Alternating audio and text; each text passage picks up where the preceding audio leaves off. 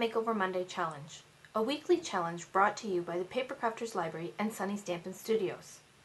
The purpose of Makeover Mondays is to help you learn how to take the ideas and inspirations that you find on the internet and make it your own. This challenge is strictly a work from your stash challenge. So every Monday we take a project we found on the internet and show you how we used it for inspiration, how we made it our own using our supplies from our own stash. Your challenge is to do the same, and I'll give you more details at the end of this video. First off, here's today's inspiration piece, a simple layered digital scrapbooking layout. As you can see, Darlene incorporates a few different elements, pattern papers, and a variety of text options in her single page layout. In the end, Darlene allows her photos to tell the story and to be the focal point of this finished page. As I show you my page and how to make it, I'll share with you how I drew inspiration from Darlene's piece to create my own. So let's get started. You're going to need a 12 by 12 inch piece of Not Quite Navy cardstock from Stampin' Up. Then you're going to need a 10.5 by 10.5 inch piece of designer paper in a slightly muted pattern. And here I'm using snowman pattern paper from Winter Park collection from Echo Park. You're going to take and stick this to your page base on a slight angle. So I'm going to take my top left-hand corner of my designer paper and put it up towards the top left-hand edge of my base, leaving about 1/4 of an inch from each of my points out to my outer edges of my page base. Then you're going to need a second 10.5 by 10.5 inch piece of designer paper, and here I've used a stronger pattern, and this is the Alpine Slide pattern found in the same collection from Echo Park. You're going to stick this to the page, again on a slight angle, offset from your first piece of designer paper. So now I'm just switching up my angle, and I'm going to stick this down, taking my top left-hand corner and offsetting it from my first piece, leaving about the same amount of space to my outer edges of my cardstock, and stick that down in place. So as you can see, I did the same background as Darlene's digital scrapbook page. She has her base, which she chose as a slight muted pattern of paper. Because I'm using cardstock to create mine, I used a solid colored cardstock, and then I just layered on my 2 pieces of designer paper the same way she did. Now she's added in her elements of her photos, and I'm choosing to use the same amount of photos. She chose 6 photos, and they are, the whole page to me gives me this collage-like feel, so that's how I chose my photos. So I have 6 photos in total, 2 that measure 2.5 by 4, 2 that measure 3.5 by 4.5, 1 that is 3.5 by 5, and 1 that is 3 by 4. I matted these photos onto some white cardstock, and I'll show you how I did that in a moment. But my photo mats are just slightly larger, so my 2.5 by 4 inch photo will be matted on a 2 5/8 by 4 1/8 inch photo. So you want to grow 1/8 of an inch around each photo, and this just gives you a slight border to your photos. And if you choose to print your photos with the border, that's fine too. But that's how I chose to mat my pictures, is because I wanted a slight white border around the pictures to make them stand up off of my designer paper. Again, this is when Darlene did hers. She chose to give the look of a matted photo, whether it be, like I said, matted itself or framed by the white border around the photo. So now, like I said, I matted my photos. I'm going to show you what I did, because on a few of them I added these tabs. Darlene chose to use journaling blocks. My photos were, I think, a little larger than she used it in her page, so therefore I didn't have as much space for my journaling blocks, and I just thought that I would add a little bit of journaling to my tabs. So we're going to set this page aside for a moment, and I'm going to show you what I did. Here I have a photo that measures 3.5 by 4.5. So I have my photo mat that measures 3 5/8 by 4 5/8. I then punched out a tab using the tab punch from Stampin' Up! From a scrap piece of not quite navy cardstock, and I folded it in half, creating my tab look. You're now going to take your tab, put some adhesive on the inside, and stick this to your mat. And I am aligning the top of the rounded part of my tab with the edge of my cardstock, and then squeezing that to sandwich the photo mat in between the two tabs, or the two sides of the tab. So now we're going to mat our photo directly over top of that. So take your double-sided adhesive and stick your photo to your photo mat, leaving equal borders on all 4 sides directly over that tab. So now you can see you're left with the tab on the side of your photo, and your photo is matted. Now, like I said, I only did this to a few of my photos where I felt that I had the space. You could add these if you wish, or if you choose to not add them in, that's fine too, and you could add some journaling blocks if you wish, or omit one of the photos and use one of the photo mats as your journaling block. So now I'm going to bring my page back in, and I'm going to start to stick down my photos. I'm going to stick the bottom right hand one down with some double-sided adhesive. And when you're working with a scrap page that is offset, your designer paper is offset, it's a little hard to make sure that your photos are straight. So you can use a straight edge in this case to make sure that your photos go on in the correct manner. So I've placed my photos somewhat where I'd like them.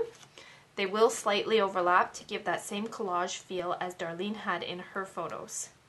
So I'm going to start sticking these down. Some will be stuck down with some adhesive, and others will be stuck down with some Stampin' Dimensionals. So I stuck down my bottom right hand photo, and now I'm going to stick down my top right hand photo. And in this case, you want to make sure that you leave quite a large space up here for your greeting or your title of your page to be stuck down as well. I think it can go up a little bit higher, and I'm not quite sure if that's straight. So again, I'm going to bring in my ruler and make sure that my photo gets onto my page straight.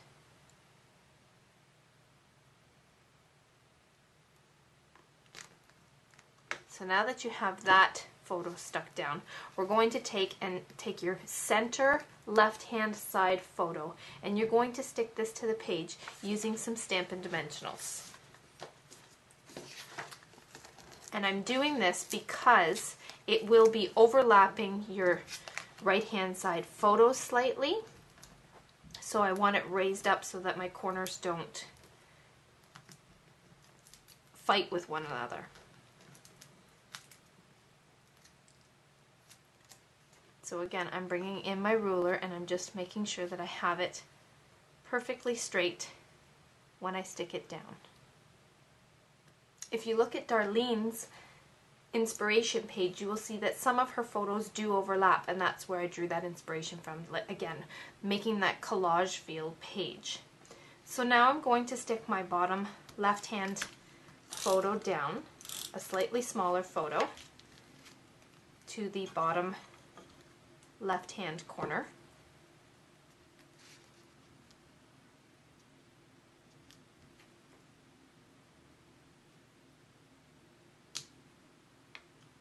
And I stuck that down with my double-sided adhesive. My next photo is this center right-hand photo, and I'm going to stick this down also with my double-sided adhesive, and it's centered in between my two right-hand photos. And the reason I am sticking most of these down with double-sided adhesive is that this is how our day started, that my husband took our kids out snow skating, and this is the beginning of the day, teaching them how to do different things on their snow skate. So my final photo is this top left-hand corner one, and I'm going to stick that down also with my double-sided adhesive in that top right-hand corner. And again, I'm going to make sure that I have this straight.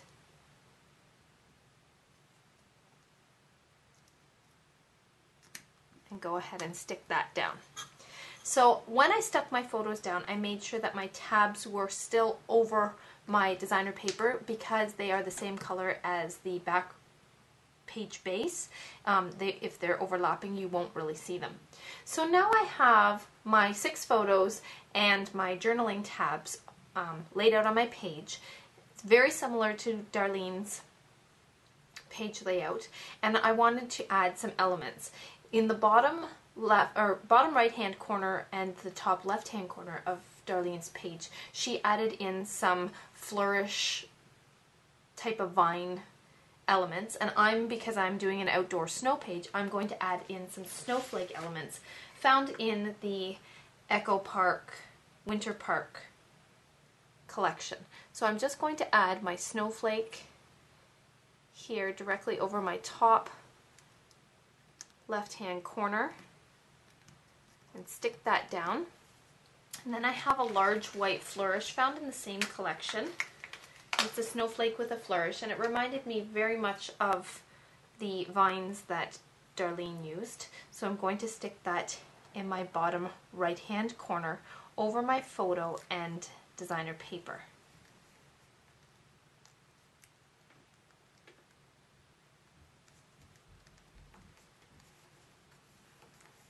Now that those are down, I'm ready to start my title.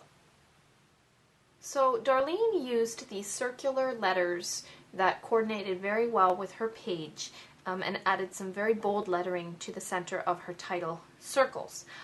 Because she was using a digital layout, it might have been a little bit easier for her to do that, so I tried to create my own very similar title. So you're going to set your page aside for a moment, and I'm going to show you how I created that. I found these tags at my local office supply store, and they're just called white metal ring key tags. I took the ring off of the tag, and you may use this for something else around the house or in your crafting, and I was left with this round tag image very similar to her title, but because it had a hole in it, I needed to repair that.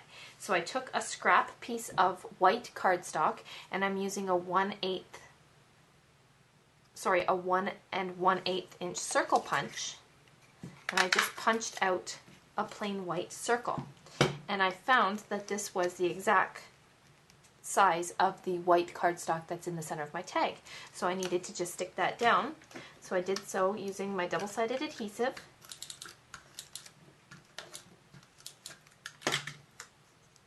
And that got rid of my unsightly punched hole. So now I had the similar elements as Darlene's title, and I had some stickers that were in the Echo Park Winter Park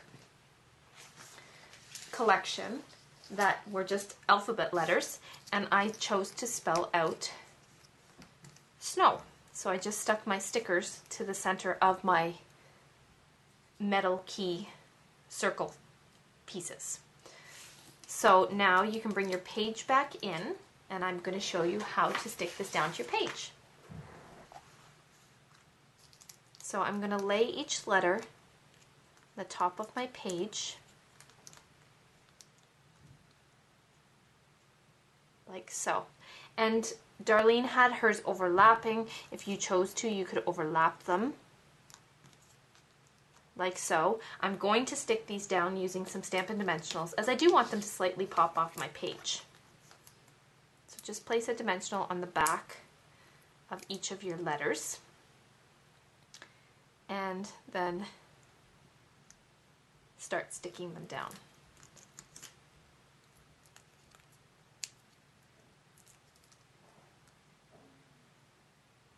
So now my title is not quite finished, and when I look at Darlene's page, I notice that her title is slightly large as well. My title is going to be snow skating, and Darlene added some script to the bottom of her bold biking section, and I'm going to add in some more letters. And again, I found these adhesive letters in the same collection, and I'm just going to stick down each letter spelling out skating.